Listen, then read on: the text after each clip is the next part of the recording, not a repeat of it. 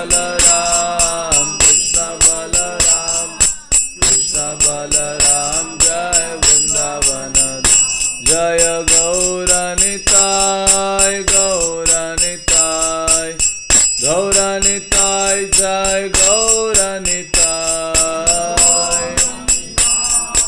गौरनिताय गौरनिताय जय गौरनिताय प्रभुपाद प्रभुपाद प्रभुपाद जय जय प्रभुपाद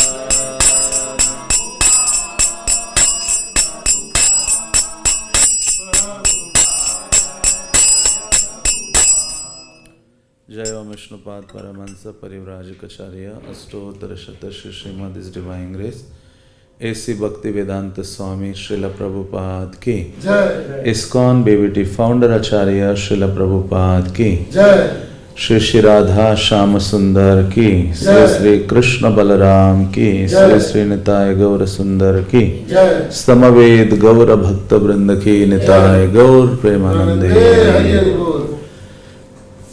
ओम नमो भगवते वासुदेवाय ओम नमो भगवते वासुदेवाय ओम नमो भगवते वासुदेवाय ओम नमो भगवते वासुदेवाय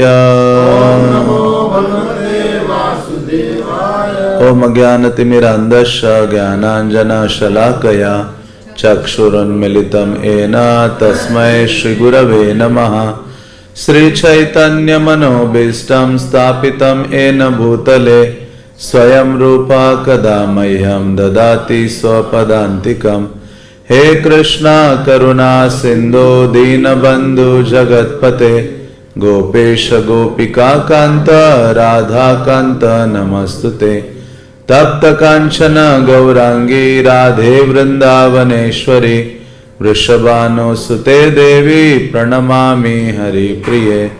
वाञ्छाकल्पतरुभ्यश्च कृपा सिन्धुभ्येव च पतितानां पावनेभ्यो वैष्णवेभ्यो नमो नमः। जय श्री कृष्ण चैतन्य प्रभु नित्यानंदः श्री अद्वैत गदाधर श्रीवासादि गौर भक्त वृंद। हरे कृष्णा कृष्णा कृष्णा हरे हरे हरे राम राम राम हरे हरे। हरे कृष्णा। तो प्रभुपाद लीलामृत है जिसका लेखन श्रील सत्स्वरूप दास गोस्वामी महाराज ने किया है। इसका अध्याय 11 है जिसका शीर्षक है स्वप्न साकार हुआ। तो आप सब परिचित हैं, प्रत्येक रविवार को हम श्रील प्रभुपाद लीलामृत से पाठ करते हैं, पढ़ते हैं और श्रील प्रभुपाद की जो महिमा है उसको श्रवण करते हैं। तो पिछले कई दिनों से आपने सुना है कि किस प्रकार से श्रील प्रभुपाद जी वृंदावन में निवास करते हैं और विशेषता अपना समय राधा दामोदर मंदिर में लगाते हैं, जहाँ मूलतः श्रील प्रभुपाद श्रीमद् भागवतम का अंग्रेजी अनुवाद करते हैं। तो पिछले रविवार को भी सुना होगा कि किस प्रकार से श्रील प्रभुपाद जी ने जो भागवतम का प्रथम स्कंद है उसका अनुवाद करने में वो स्वयं को जुटाए हुए थे, लगाए हुए थे और उसके अनुवाद में उन्होंने प्रथम स्कंद के 2 भाग प्रभुपाद जी प्रकाशित करना चाहते थे। तो उन्होंने अभी पहला जो भाग है प्रथम स्कंद का, उसका लेखन पूरा किया था और उसका प्रकाशन भी हो चुका था। तो अभी श्रील प्रभुपाद जी दूसरा जो खंड है प्रथम स्कंद का, उसका प्रकाशन करने में लगे हुए हैं, क्योंकि श्रील प्रभुपाद जी इस बात पर बहुत अधिक गंभीर थे कि क्योंकि प्रथम स्कंद में भागवतम के उन्होंने 7वें अध्याय तक अनुवाद किया था और उसका पहला भाग प्रस्तुत किया था। प्रभुपाद जी जानते थे कि सांसारिक लोगों का उद्धार हो सकता है या जन मानस का कल्याण हो सकता है तो केवल श्रीमद् भागवतम के द्वारा ही। चक्रे सात्वत संहिता, कि ये जो व्यासदेव है उन्होंने ये ऐसा अमूल्य सारे वेद उपनिषद आदि का सार श्रीमद् भागवतम है, और प्रभुपाद जी का हृदय था श्रीमद् भागवतम मानो, तो वो चाहते थे कि जगत का कल्याण केवल भागवत से ही हो सकता है। इसलिए अन्य किसी साहित्य को ना पकड़ते हुए प्रभुपाद जी ने भागवतम का अनुवाद शुरू किया। पहला भाग उन्होंने प्रकाशित किया और आज हम पढ़ेंगे। भक्ति वेदांत स्वामी दूसरे खंड के प्रकाशन के लिए धन संग्रह करने के उद्देश्य से दिल्ली लौटे। जब वे किसी संभाव्य अनुदानकर्ता से मिलते तो वे उसे ग्रंथ का पहला खंड और उसके संबंध में प्राप्त अनुकूल आलोचनाएं दिखाते और कहते कि वे अनुदान अपने जीवन निर्वाह के लिए नहीं वरना महत्वपूर्ण साहित्य के प्रकाशन के लिए मांग रहे हैं। ये वास्तविक जो आचार्य हैं उनका एक गुण होता है कि वो कोई भी कार्य अपने इंद्रिय तृप्ति के लिए नहीं करते हैं, अपने भोग आदि के लिए नहीं करते हैं। उनको केवल चिंता है इस संसार में जो बद्ध जीव भोग पिपासा के पीछे लगे हुए हैं, जो और गहरे भवसागर के गर्त में जा रहे हैं, उनको उठा के वापस कृष्ण के चरणों में रखना चाहते हैं। अभी प्रभुपाद जी को क्या पड़ा, इतना कौन दूसरे के कल्याण के लिए इस संसार में कार्य करता है। आजकल इस संसार कई सारे ऐसे जन कल्याण के नाम पर लोग कार्य करते हैं, लेकिन उसके पीछे कुछ ना कुछ मंशा होती है। हाँ, कुछ ना कुछ स्वयं का स्वार्थ होता है, या व्यक्ति आदर चाहता है, फेमस होना चाहता है, ये भौतिक कई सारी उनकी इच्छाएं होती हैं। लेकिन श्रील प्रभुपाद की केवल एकमात्र इच्छा थी किस प्रकार से बद्ध जीवों का कल्याण हो सके। इसी कारण से वो प्रत्येक व्यक्ति के द्वार द्वार पर जा रहे हैं। भागवतम का प्रथम स्कंद बैग में रखा है, अभी दूसरे की छपाई करने के लिए लोगों के पास जा रहे हैं, उनको निवेदन कर रहे हैं कि आप कुछ मुझे धन दे दो जिसके द्वारा मैं भागवतम का जो दूसरा खंड है प्रथम स्कंद का उसका प्रकाशन कर सकूं। और साथ ही साथ वो पहला खंड उनको देते हैं और समझाते हैं कि किस प्रकार से इसकी प्रशंसा अलग अलग लोगों ने की है। बल्कि ये मतलब मानव इतिहास में सबसे बड़ा कार्य शुरू किया था। भागवतम के ऊपर अंग्रेजी भाषा में आज तक किसी ने हिम्मत नहीं की थी तात्पर्य देने की, वो भी सारे प्रामाणिक आचार्यों की टीकाओं का अध्ययन करके फिर उसकी प्रस्तुति करना ये कोई साधारण कार्य नहीं था, असाधारण कार्य। हाँ, तो श्रील प्रभुपाद जी मानो जीवों के कल्याण के लिए अपने सुख की बिल्कुल उनको इच्छा नहीं है। इसलिए भागवतम के 11वें स्कंद में आता है कि देवताओं से भी श्रेष्ठ एक साधु होता है या वैष्णव होता है, क्योंकि देवताएं तब तक आपके साथ अनुनय विनय या आदान प्रदान करते हैं जब तक आप उनकी आराधना करते हो, उनकी इच्छाओं की पूर्ति करते हो। जैसे ही देवताओं की इच्छाओं की पूर्ति करना बंद कर दिया, वो देवताएं आपका तिरस्कार करने लगते हैं। जैसे इंद्र की पूजा, तो उस लेकिन साधुओं का सम्मान असम्मान जो भी करो, लेकिन वो हमेशा जीवों के हितैषी होते हैं। जैसे महाराष्ट्र में एक संत हुए हैं एकनाथ। महाराष्ट्र तो संतों की भूमि है, सबसे ज्यादा संत वहां हुए हैं। जब ये भक्ति आंदोलन की मानो शुरुआत हुए थे तो वो संत एकनाथ हुए हैं। उन्होंने कितने सारे श्लोक दिए, मतलब 45,000 से ज्यादा श्लोकों की रचना की है भागवत के ऊपर और अन्य कई सारे, मतलब इतना दूसरे जीवों के कल्याण के लिए लगे हुए हैं। तो नदी में स्नान करने के लिए गए तो एक बिच्छू, हाँ आपने सुना होगा, बिच्छू था, वो उसको बाहर डालने का प्रयास कर रहे थे उठा के, लेकिन जैसे उठाए तो उसका स्वभाव है काटना, काटता था तो वो तुरंत गिर जाता था हाथ से, फिर से उठाते थे। तो ऐसे कितनी बार हो रहा था। तो नदी के तट पर बैठा हुआ एक व्यक्ति कहता है कि हे महाराज, हे महाशय, कि ये क्या कर रहे हो? आपको बारंबार वो काट रहा है, आप फिर भी उसको उठाने का प्रयास कर रहे हो तट पर रखने के लिए। तो वो कहते हैं कि उसका स्वभाव है काटना और मेरा स्वभाव है उसको बचाना। हाँ, साधु का स्वभाव सदैव जीवों का कल्याण करना है, उनको उठा के कृष्ण के चरणों में रखना है। हाँ, इसलिए नित्यानंद प्रभु की विशेषता मानी जाती है। मार खाए प्रेम दे दयालु तो नाई है। नित्यानंद प्रभु, क्या जरूरत थी उनको जगाई मदाई के पास जाने की? एक उनको मारा था ना, पत्थर से मारा था, या जो मटके का टुकड़ा है मिट्टी का, पूरा रक्त बह रहा था नित्यानंद प्रभु के माथे से, लेकिन फिर भी वो कहते हैं कृष्ण कृष्ण कहो। मारा फिर भी उसको प्रेम देने के लिए तैयार है। यह गौड़िया संप्रदाय है, यह हमारे आचार्यों की विशेषता है और वही भाव श्रील प्रभुपाद व्यक्त करते हैं। कितना कष्ट सहा है, इसलिए इस आंदोलन को तभी अच्छे से समझ सकते हैं और उसमें दृढ़ हो सकते हैं जब श्रील प्रभुपाद के चरित्र को, उनके समर्पण को और उनकी इस तपस्या को हम धीरे धीरे अनुभव करते हैं, सुनते हैं, समझते हैं। तब हम देखेंगे कि ये जो आंदोलन सरल ऐसे वैसे खड़ा नहीं रहा है, इसके पीछे कितना त्याग है, कितना बलिदान है, कितना समर्पण है प्रभुपाद और उनके अनुयायियों का।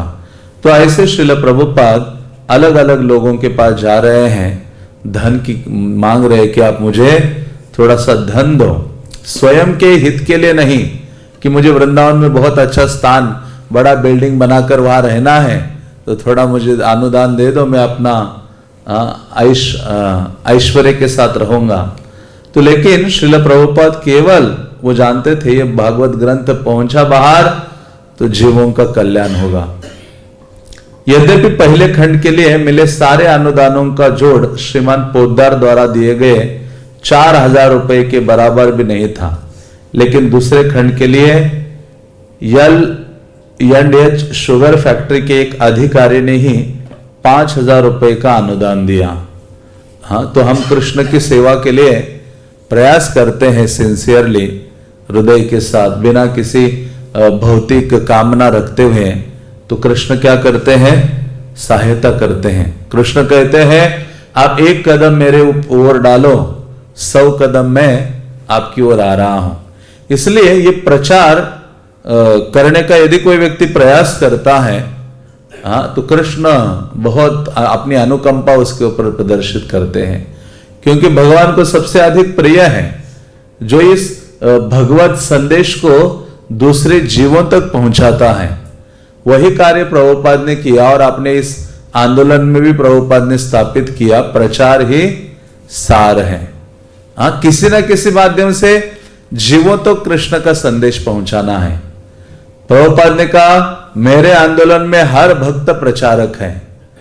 कोई विग्रह की सेवा श्रृंगार आदि करके प्रचार कर रहा है, मंदिर की व्यवस्था रख के प्रचार हो रहा है, मतलब जो जीव आ रहे हैं इस आंदोलन में वो बद्ध जीव वो देख के प्रभावित हो रहे हैं, कृष्ण की ओर आकर्षित हो रहे हैं, कीर्तन के माध्यम से, विग्रह के श्रृंगार के माध्यम से, प्रसाद के माध्यम से, ग्रंथों के माध्यम से, प्रवचनों के माध्यम से, कितने सारे माध्यम। तो प्रभुपाद ऐसे रिवोल्यूशनरी आचार्य हैं कि जिन्होंने प्रचार पर बहुत बल दिया, क्योंकि उनके गुरु महाराज ने बल दिया और मूलतः श्री चैतन्य महाप्रभु ने बल दिया था। क्योंकि महाप्रभु ने सन्यास लिया, किस लिए लिया? प्रचार करने के लिए लिया। प्रचार ही हेतु था उनका सन्यास लेने के लिए। और महाप्रभु सन्यास लेकर चले भी गए जगन्नाथपुरी, तो भी उन्होंने नित्यानंद प्रभु को रखा कि तुम संभालो अभी प्रचार का कार्य। नित्यानंद प्रभु आद्यवती सब आप प्रकट होने वाले थे, तो आगे की तैयारी महाप्रभु स्वयं किए। नरोत्तम दास ठाकुर को प्रकट किया, श्रीनिवास आचार्य को प्रकट किया और आगे चल के श्रील प्रभुपाद को भी प्रकट किया। मतलब महाप्रभु स्वयं प्रचार के ऊपर बल देते हैं, क्योंकि भगवत गीता में कृष्ण ने कहा है कि मुझे वो सर्वाधिक प्रिय है जो इस संदेश को दूसरे जीवों तक पहुंचाता है। तो उनको कुछ अनुदान प्राप्त हुआ प्रभुपाद को 5,000 का। भक्तिवेदांत स्वामी को हित शरण शर्मा से प्रकाशन निरीक्षण के रूप में संतोष नहीं था। यद्यपि वे अपने व्यवसाय में विशेषज्ञ माने जाते थे, लेकिन उनके कारण प्राय देर हुई थी और कभी कभी भक्तिवेदांत स्वामी से पूछे बिना ही वे गौतम शर्मा को अपनी राय दिया करते थे। नकद पैसा देने वाले किसी ग्राहक के आ जाने पर पहले खंड की छपाई का काम धीमा हो जाता था और कभी कभी बंद भी हो जाता था। भक्तिवेदांत स्वामी की शिकायत थी कि यह हित शरण की गलती थी कि वे ओके प्रेस को समय पर पैसे नहीं देते थे। भक्तिवेदांत स्वामी ने तय किया कि दूसरे खंड की छपाई में वे ओके प्रेस से सीधे लेन देन करेंगे और छपाई के कार्य का निरीक्षण स्वयं करेंगे। पहले किसी और को रखा था प्रभुपाद ने, हाँ, किसी के माध्यम से प्रिंटिंग कर रहे थे किताबों का, लेकिन वो बहुत धीमा समय खा रहा था। प्रभुपाद ने सोचा ये अभी भाग 2 है, इसको स्वयं मैं देखभाल करूंगा। उन्होंने गौतम शर्मा से बात की और आंशिक भुगतान करने का प्रस्ताव रखा। यद्यपि पहले खंड की अधिकतर प्रतियां आप भी प्रेस में पड़ी थी, तथापि भक्तिवेदांत स्वामी चाहते थे कि दूसरे खंड की छपाई ओके प्रेस आरंभ कर दे। गौतम शर्मा ने काम स्वीकार कर लिया। तो अभी ऐसे नहीं था कि प्रथम स्कंद प्रभुपाद ने छापा और सारा सेल हो गया या वितरण हो गया। हाँ, वो पड़ा था, क्योंकि वहां पुस्तक वितरण का कार्य कितने लोग कर रहे थे? अकेले ही कर रहे थे। 1 मैन शो है, 1 मैन आर्मी। मतलब हिस्ट्री में ऐसा नहीं हुआ है। ये 1 मैन आर्मी, एक व्यक्ति की ये सेना है जिन्होंने सब कुछ किया है। अकेले ने ग्रंथों का लेखन करना, ट्रैवलिंग करना, टाइपिंग करना, प्रिंटिंग करना, आने के बाद उनको ठीक रखना, उनका अकेले सड़कों में जाके वितरण करना, फिर धन एकत्रित करना और उन ग्रंथों के ऊपर प्रवचन देना। कितना, मतलब शायद इतिहास में ऐसा किसी ने नहीं किया है। श्रील प्रभुपाद ऐसे अकेले सैनिक थे, हाँ, जो सब कार्य अकेले किए हैं। इवन हम सब सुनते हैं हमेशा प्रवचनों में, प्रभुपाद अमेरिका गए तो भी सब कार्य अकेले ही किया है। वहां अकेले उन हिप्पियों के लिए कुकिंग करते थे, वो खा के चले जाते थे, अकेले बर्तन धोते थे, हाँ, फिर दूसरे दिन की तैयारी करते थे।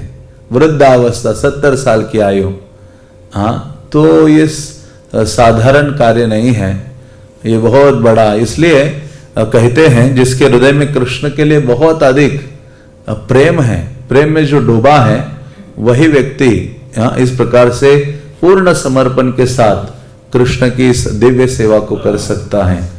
तो ऐसे प्रभुपाद लगे हुए थे इस कार्य में। ये बात 1964 के शुरू की है, जब दूसरा खंड पहले खंड की तरह ही प्रेस में पहुंचा, किंतु इस बार भक्तिवेदांत स्वामी काम को आगे बढ़ाने में अधिक क्रियाशील थे। देर ना हो इसलिए उन्होंने कागज की खरीदारी स्वयं की। कागज मंडी के केंद्र में वे सिद्धोमल एंड सन्स पेपर मर्चेंट के यहाँ कागज का चुनाव करते और खरीद करने का ऑर्डर देते और उसे ओके प्रेस भिजवाने का प्रबंध करते। यदि खरीद का ऑर्डर बड़ा होता तो वे उसे ठेले से भिजवाते, छोटी खरीद वे रिक्शा से भिजवाते या भार वाहकों के सिर पर रख कर ले जाते। हाँ, तो मतलब सब कार्य प्रभुपाद स्वयं कर रहे हैं। दूसरे खंड की प्रस्तावना में भक्तिवेदांत स्वामी ने वृंदावन में रहते हुए दिल्ली में कार्य करने की जो स्पष्ट विसंगति थी उसे प्रकट किया है। तो अभी तो वो जो दोनों खंड प्रभुपाद ने पब्लिश किए थे नीचे तो हैं प्रभुपाद हाउस में, हाँ, दर्शन के लिए कई पुराने भक्तों के पास हैं। हाँ, उन दोनों को मिला के ही अभी हमें प्रथम स्कंद प्राप्त होता है। प्रभुपाद कहा करते थे ये जो 2 खंड मैंने प्रस्तुत किए हैं भागवतम का प्रथम स्कंद, उसमें मैंने सब कुछ दिया है। अपने शिष्यों को उन दिनों कहा मैं शरीर भी मेरा छूट जाए तो अभी ये प्रथम स्कंद काफी है भगवत धाम जाने के लिए, प्रभुपाद कहा करते थे। उसके एक तात्पर्य में लिखा है कि आप प्रतिदिन श्रीमद् भागवतम का अध्ययन करते हो तो ये जो भागवत की पंक्तियां हैं, हाँ, उसमें से कृष्ण आपके लिए प्रकट हो जाएंगे सामने।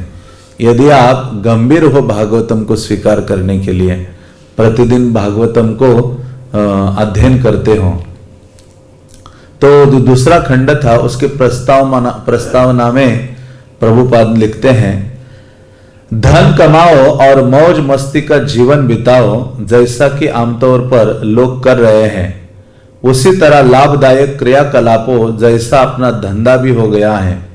यद्यपि हम सांसारिकता का त्याग कर चुके हैं, लोग देखते हैं कि हम श्रीमद् भागवत प्रकाशन का कार्य आगे बढ़ाने के लिए नगरों में, सरकारी कार्यालयों में, बैंकों में और अन्य स्थानों में जा रहे हैं। लोग ये भी देखते हैं कि अपने आवास वृंदावन से दूर हम प्रेस में, कागज की मंडी में और जिल्द साजों के बीच आते जाते हैं और इस तरह वे इस संघर्ष पर पहुंचते हैं जो प्राय गलत होता है कि साधु के वेश में हम भी वही धंधा कर रहे हैं। तो प्रभुपाद उस प्रस्तावना में ये जानबूझ के लिखते हैं कि लोग इस प्रकार से समझते हैं, हाँ मैं ये सब कार्य कर रहा हूं, खुद सब जगह जाना पड़ रहा है, तो वो बाह्य दृष्टि से देखते हैं कि ये साधु एक सांसारिक व्यक्ति की तरह ही बिजनेस कर रहा है। हाँ, मानो वो सोच रहे होंगे बाह्य लोग कि ये धन, स्वयं के धन के लिए ये किताबें छाप रहे हैं और इनका वितरण कर रहे हैं और लगे पड़े हैं बारंबार प्रेस में आना, सब जगह आना जाना। तो प्रभुपाद कहते हैं हाँ कि वो लोग सोचते हैं कि साधु के वेश में धंधा कर रहे हैं, इसलिए वैष्णवेर क्रिया मुद्रा विज्ञ ना बुझाए। वो तो बाह्य लोग हैं, वो उस प्रकार से देख सकते हैं, लेकिन भक्ति में आने के बाद भी हम जो महान भक्त हैं हाँ उनको पहचान नहीं सकते। इसलिए सबसे अच्छा क्या है, हाँ कोई किसी ये ना करे, दोष देखने की जो प्रवृत्ति है उसको हम त्याग दें, बल्कि ये सोचना चाहिए स्वयं को, मौसम पतित प्रभु ना पाई ब्यार। हे चैतन्य महाप्रभु, मुझसे अधिक पतित व्यक्ति संसार में आपको ढूंढकर नहीं मिलेगा। चैतन्य महाप्रभु को जब रूप सनातन मिले, उन्होंने भी यही भाव व्यक्त किया कि जगाए मदी तो हमसे भी उन्नत है, हम जगाए मदाई से भी बहुत अधिक पतित हैं। रूप सनातन ने चैतन्य महाप्रभु को कहा। तो इस प्रकार से कहा जाता है कि जो वैष्णवेर क्रिया मुद्रा विज्ञ ना बुझाए। कितना भी विद्वान व्यक्ति वैष्णव के कार्यकलापों को नहीं समझ सकता, इसलिए भक्तों को बाह्य दृष्टि से नहीं देखना चाहिए, उनका आकलन नहीं करना चाहिए, बाह्य उनके वेशभूषा, उनका व्यवहार आदि से। हमेशा ये देखना चाहिए कि वो कृष्ण के बहुत करीब है, मैं कृष्ण के से बहुत दूर हूं, हमेशा ये भाव रखना चाहिए। और तभी हम धीरे धीरे, क्योंकि भक्ति में आने के बाद भी भक्तों के प्रति इस प्रकार की दोष प्रवृत्ति, दोष दृष्टि जब होती है तो भक्तिमय जीवन बाधित हो जाता है, आध्यात्मिक जीवन में हम उन्नति नहीं कर पाते। परंतु वास्तव में दोनों प्रकार की क्रियाकलापों में बहुत बड़ा अंतर है। हमारा धंधा सांसारिक सुख भोग के लिए व्यवसाय करना नहीं है, प्रत्युत हमारा विनम्र प्रयास यह है कि हम श्री भगवान की कीर्ति का प्रसार करें, जिसकी इस समय लोगों को इतनी अधिक आवश्यकता है। तो प्रभुपाद कहते हैं कि यह हमारा धंधा नहीं है स्वयं के सुख उपभोग के लिए, बल्कि ये कृष्ण की सेवा के लिए है।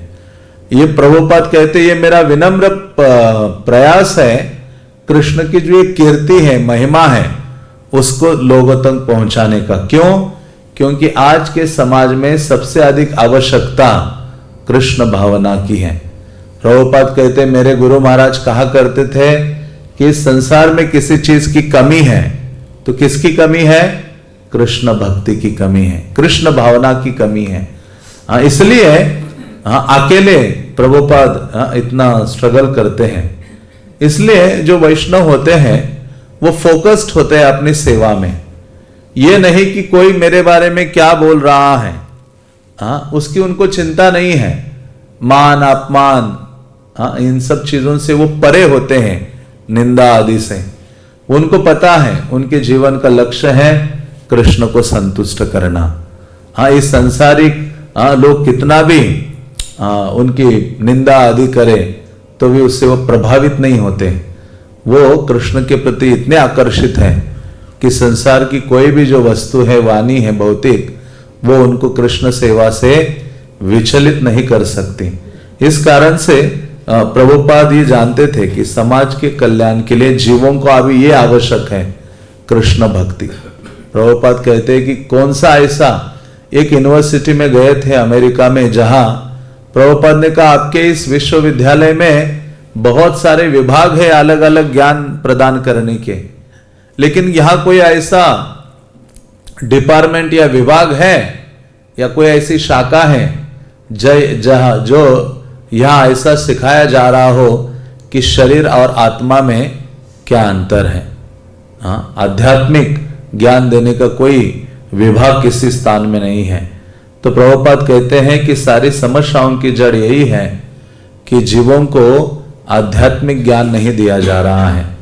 हाँ, इसी कारण से कैल वेद पुराण की कृष्ण से बहिर्मुख हो गए हैं। माया मुग्ध जीवेर नाही स्वतः कृष्ण ज्ञान, जीवेर कृपाय कैल वेद पुराण।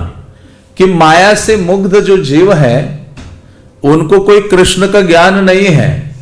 इसी कारण ने व्यास देव ने इतना कष्ट उठाया कि ग्रंथों का लेखन किया और जीवों पर कृपा की है। इसी कारण से ये सर्वोच्च कार्य है समाज के लिए, ग्रंथों को प्रदान करना। तो प्रभुपाद ने ये कार्य किया है और जिसके कारण से इतने हजारों संख्या में लोग कृष्ण भावना को समझ रहे हैं। आगे उन्होंने वर्णन किया कि पूर्व काल में 50 साल पहले तक भी समाज के संपन्न लोग पंडितों से भागवत की हस्तलिखित प्रतियां छपवाते या तैयार कराते थे और तब उन प्रतियों को भक्तों और जनसाधारण में बांटते थे। लेकिन तब से समय बदल गया है। वर्तमान में समय इतना बदल गया है कि हमें भारत के एक सबसे बड़े उद्योगपति से प्रार्थना करनी पड़ी थी कि वो 100 प्रतियां क्रय करके लोगों में वितरित कर दे, लेकिन उस बेचारे ने असमर्थता प्रकट की।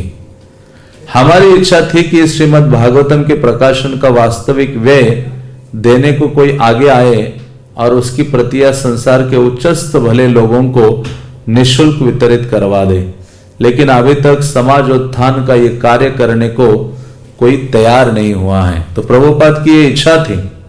प्रभुपाद ने एक बड़े धनी व्यक्ति को निवेदन किया था कि आप 100 किताबें ले लो, यही मैराथन में करते ना, हम स्पॉन्सर करते हैं और उसका वितरण करते हैं आवश्यक लोगों को। तो वैसे प्रभुपाद ने प्रयास किया, लेकिन वो धनी व्यक्ति ने कहा मैं समर्थ नहीं हूं, क्योंकि उसके मूल्य को नहीं जानते हैं। वो नहीं जानते कि जीव का जो परम हित है वो या शाश्वत हित है वो तभी संभव हो सकता है जब जीव भगवान के शरण में चला जाए। इस कारण से लोग कहते हैं इससे क्या कल्याण होगा, उनको नहीं पता है। हाँ, बल्कि बाकी सब प्रकार के कार्यों में अलग अलग जो जीव है वो धन का व्यय कर रहे हैं इस सारी समस्याओं को ठीक करने के लिए, लेकिन सारी समस्याओं का समाधान आध्यात्म में है, भगवत भक्ति में है, उस पर कोई कार्य नहीं कर रहा है। हाँ, श्रील प्रभुपाद वो कथा सुनाते थे उसकी कि एक युवक शहर से पढ़ा लिखा आया था गांव और उसको नदी पार करनी थी। और जब नदी पार करनी थी तो वो नाव में बैठा और बेचारा गांव का नाविक धीरे धीरे नाव पल्लू मारते हुए ले जा रहा था और वो अपना शिक्षा का गर्व था। उसने कहा क्या आप इसके बारे में जानते हो, साइंस के बारे में? वो कहता है नाविक अरे मैं कहाँ जानूंगा ये विज्ञान आदि के बारे में, मैं तो अपना इधर गांव में रहता हूँ, यहाँ से वहां नाव चलाता हूँ। हाँ, तो ऐसी कई चीजें बोलने लगा वो युवक। उसने कहा आप विज्ञान नहीं जानते हो तो आपका 20% जीवन व्यर्थ है। ऐसी कई चीजें बोल बोल के उसने कहा कि आपका 50, 60, 70% जीवन व्यर्थ है।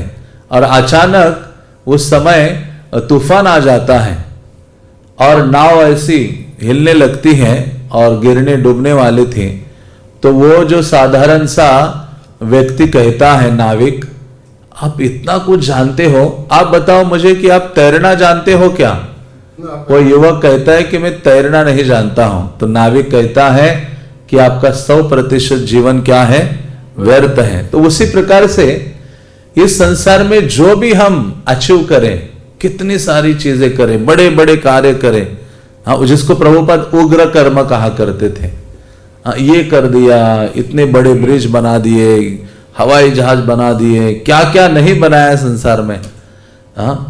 तो लेकिन इतना सब बनाकर भी हाँ, यदि भवसागर से पार होने का ज्ञान व्यक्ति के पास नहीं है, जन्म मृत्यु जरा व्याधि से पूर्णतः मुक्त होने का ज्ञान नहीं है, तो ऐसे कार्य करने के हाँ, उसका जीवन क्या है? व्यर्थ है।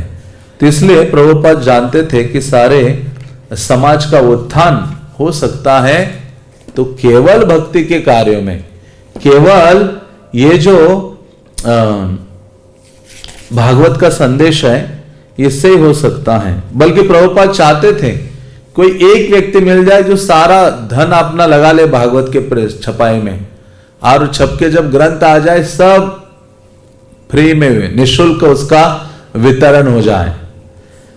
शिक्षा मंत्रालय और शिक्षा निदेशक को संस्थाओं और पुस्तकालयों को प्रतियां वितरित करने के लिए धन्यवाद देने के बाद भक्तिवेदांत स्वामी ने पाठक वर्ग के सामने अपनी कठिनाई फिर रखी। तो जो प्रस्तावना लिखी थी उसका यहां वर्णन करते हैं।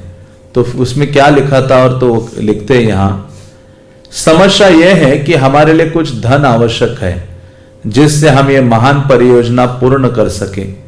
बिक्री से जो पैसा आता है उसे हम कार्य को आगे बढ़ाने में लगाते हैं, न कि अपने सुख चैन में। लाभदायक कार्यों में और हमारे कार्य में यही सबसे बड़ा अंतर है, और इस कार्य के लिए हमें एक व्यवसायी की तरह ही हर एक संबंधित व्यक्ति के पास जाना पड़ता है। व्यवसायी बनने में कोई हानि नहीं है यदि ये कार्य भगवान के लिए किया जाता है, ठीक वैसे ही जैसे अर्जुन या हनुमान सरी के हिंसक योद्धा बनने में कोई हानि नहीं है यदि ऐसी हिंसा कार्य परम भगवान की इच्छा पूर्ति के लिए किया जाता है।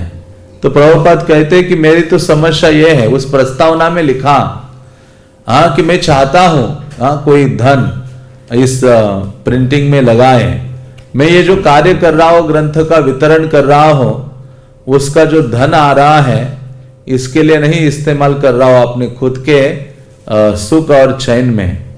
हाँ, तो इसलिए वो कहते हैं कि एक साधारण व्यवसायी व्यक्ति में और भगवान से संबंधित कार्य करने वाले व्यक्ति में बहुत बड़ा अंतर है। दिखने में दोनों कार्य एक से हो सकते हैं, लेकिन दोनों कार्यों में जमीन आसमान का अंतर है। हाँ, भगवान से संबंधित जो कार्य है वो महान कार्य है, जो बंधन से जीवों को मुक्त करने वाले हैं। ऐसे कार्य जो हनुमान ने किया है, ऐसे कार्य जो अर्जुन ने किया है।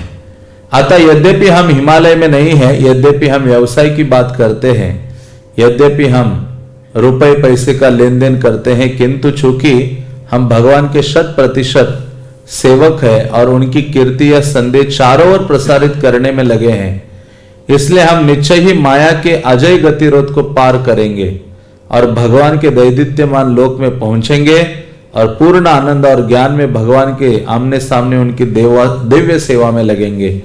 इस वस्तु स्थिति के संबंध में हम पूर्ण आश्वस्त हैं और हम अपने असंख्य पाठकों को भी विश्वास दिलाना चाहते हैं कि भगवान की कीर्ति सुनने मात्र से वे भी वैसा ही फल प्राप्त करेंगे। मतलब प्रभुपाद जी फुल कन्विंस थे, उनके हृदय में ये बात स्थापित हो चुकी थी, विश्वास पूर्ण रूपे न था कि ये जो मैं कार्य कर रहा हूं, कृष्ण के संदेश, ये कृष्ण की महिमा कीर्ति को प्रचारित कर रहा हूं, हाँ ये क्या है, ये कार्य करने से मैं माया का ये जो बाधा है वो उसको पार कर सकूंगा, इस संसार को पार कर सकूंगा और आध्यात्मिक जगत में मृत्यु के बाद हाँ आध्यात्मिक जगत में मैं पहुंचूंगा जो दिव्य आनंद आदि से भरा है और कृष्ण की वहां जाकर सेवा करूंगा। हाँ, ये प्रभुपाद को इतना श्रद्धा था। हाँ, इसलिए वो कह रहे थे कि आप लोग भी, उस प्रस्तावना में प्रभुपाद ने लिखा है, आप भी ये कार्य करोगे, भगवत सेवा, कृष्ण के कथा लीला आदि का श्रवण केवल करोगे, आप भी वैसा ही फल प्राप्त कर सकते हो, भगवान के धाम जाने का जो फल है। इसलिए भक्तिमय जीवन में जो भी कार्य है वो साधारण नहीं है। ये छोटा सा कार्य बहुत बड़ा फल देने का सामर्थ्य रखता है। स्वल्पमप्यस्य धर्मस्य त्रायते महतो भयात। संसार में लोग जितना कूद रहे हैं, बड़े बड़े कार्य कर रहे हैं, एक के बाद एक उनको कर्म बंधन बांध रहा है, जकड़ रहा है, एक के बाद एक मानसिक, शारीरिक, सामाजिक कष्टों झेलने पड़ रहे हैं और अंततः दुख ही दुख है। हाँ, फिर से इस संसार में जन्म लेना है, फिर से कष्टों का सामना करना है। लेकिन भगवत भक्ति क्या है? अंत है, इस सारे प्रक्रिया का अंत है। श्रीमद् भागवतम के दूसरे खंड की आरंभिक प्रतियां छपकर आई। वो खंड 400 पृष्ठों में ईंट जैसे रंग के कपड़े की जिल्द से बंधा था और उस पर आवरण पृष्ठ पहले खंड जैसा ही लगा था।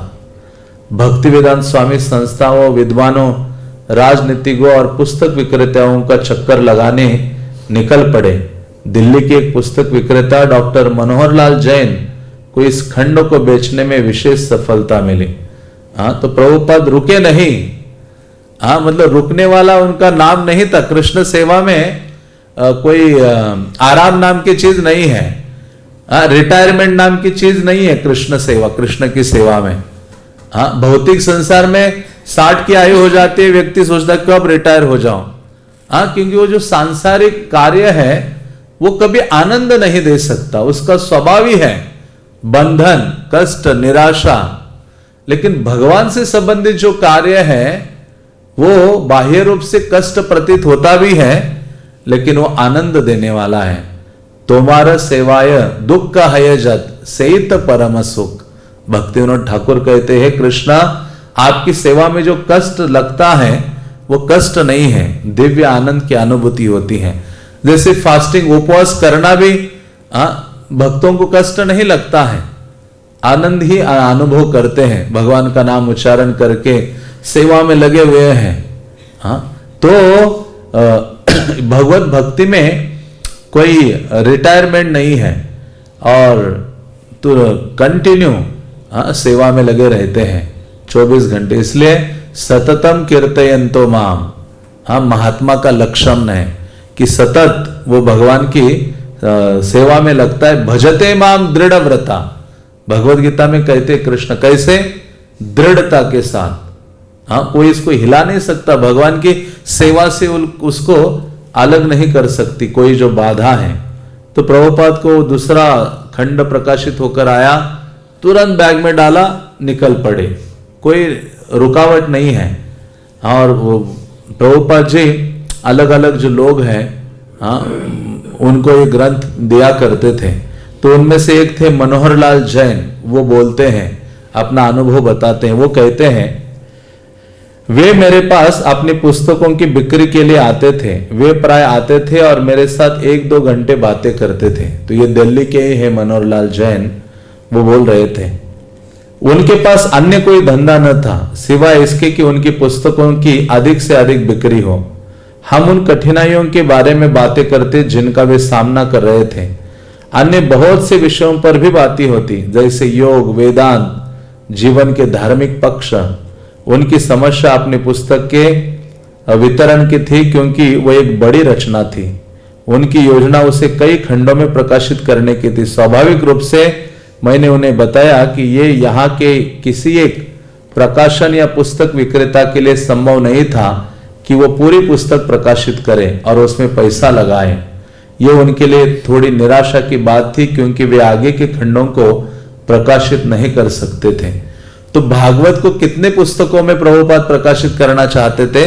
60। हाँ, प्रभुपाद ने जो अपना विजन बनाया था, उनकी वो दूरदृष्टि थी कि भागवतम के जो 12 स्कंद हैं, हाँ, उसके मैं कितने 60 किताबें बनाऊंगा, उनको छापूंगा, उनका वितरण करूंगा। तो उन दिनों कोई भी ऐसा जो प्रकाशक है, पब्लिशर है या पुस्तक वितरण करने वाले जो शॉप आदि धनाढ़ लोग हैं, कोई भी इतने बड़े ये सीरीज है ना, एक के बाद एक, कोई अपना पैसा लगाने के लिए तैयार नहीं था। हाँ, लेकिन प्रभुपाद रुके नहीं। लेकिन मेरी बिक्री अच्छी थी क्योंकि संस्कृत मूल पाठ के साथ साथ अंग्रेजी में यह सबसे अच्छा अनुवाद था।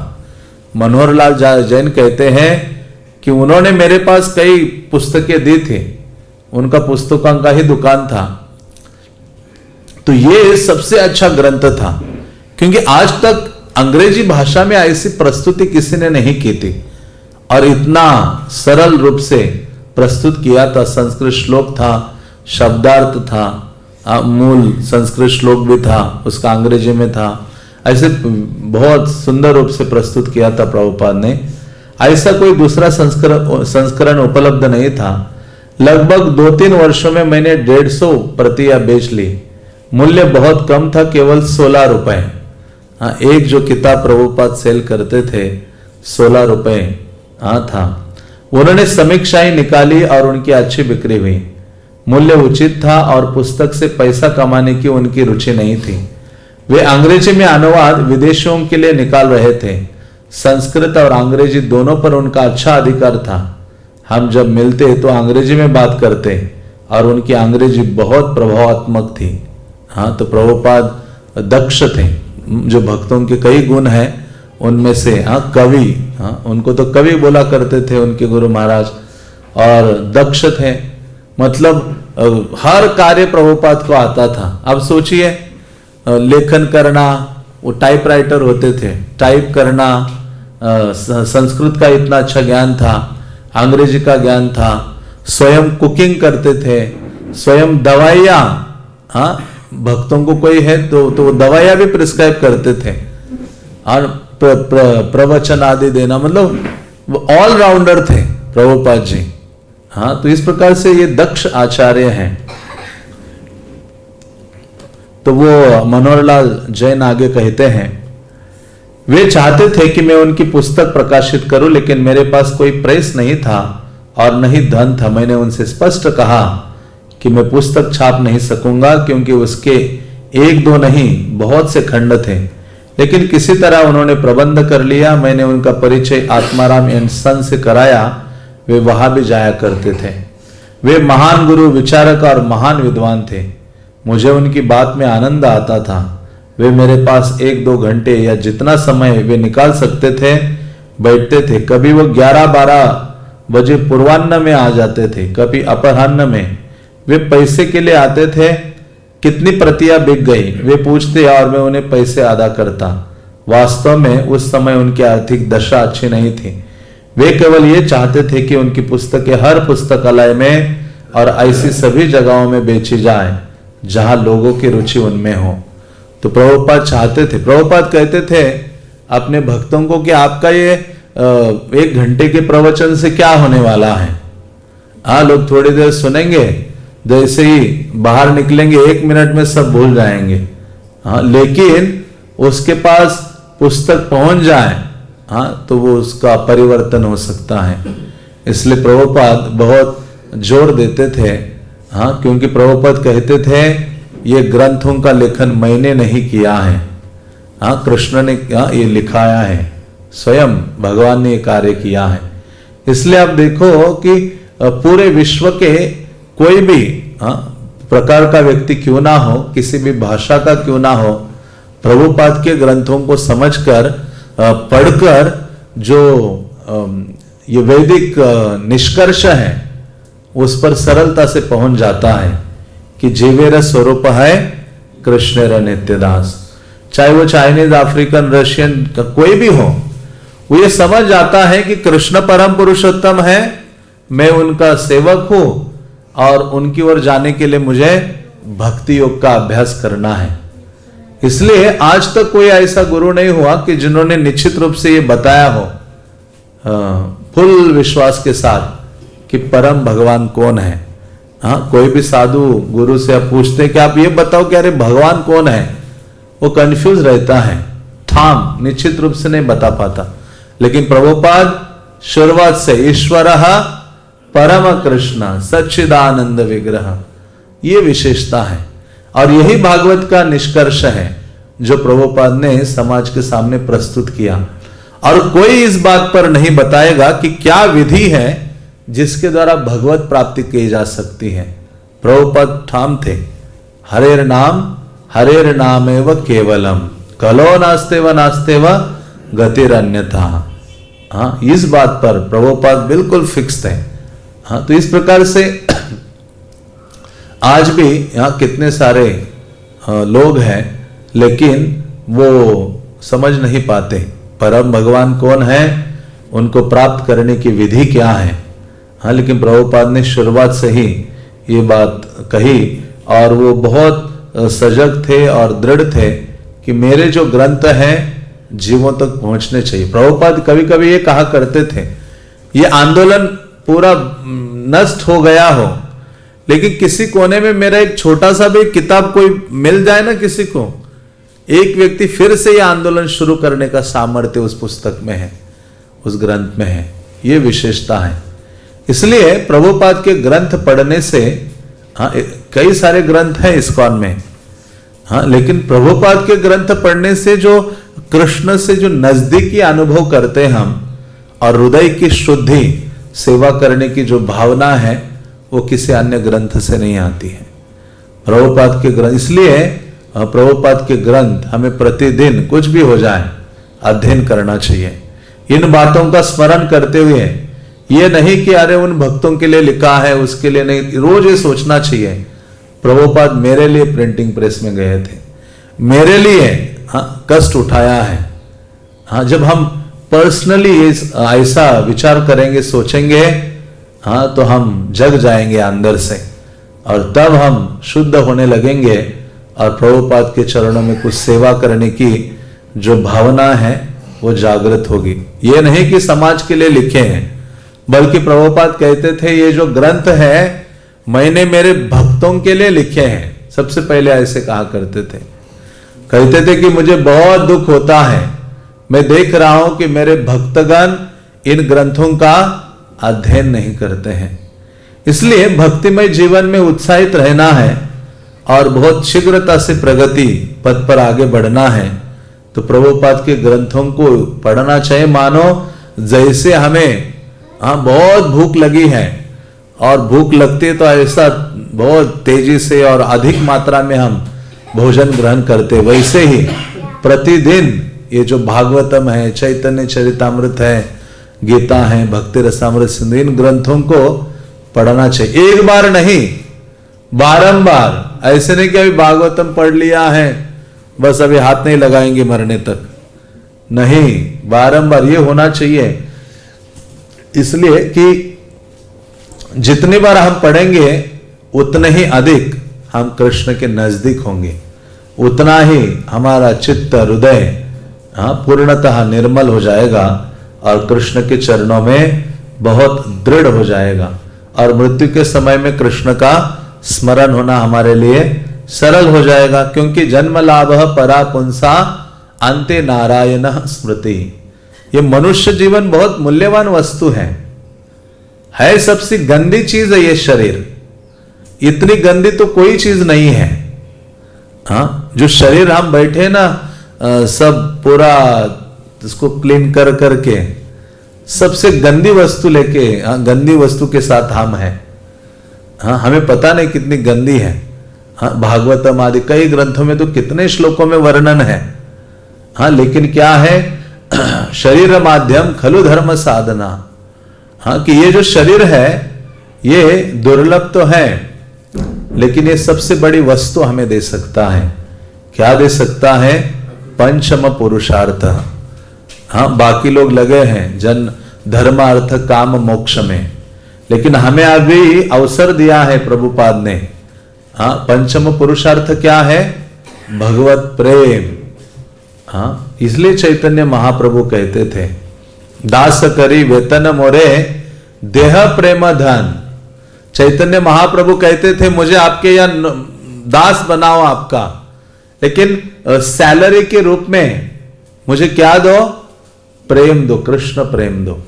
तो उसीलिए हम यहां बैठे हैं पंचम पुरुषार्थ प्राप्त करने के लिए। भगवान कृष्ण का जो दिव्य प्रेम है और वो प्रेम इन प्रभुपाद के ग्रंथों में है।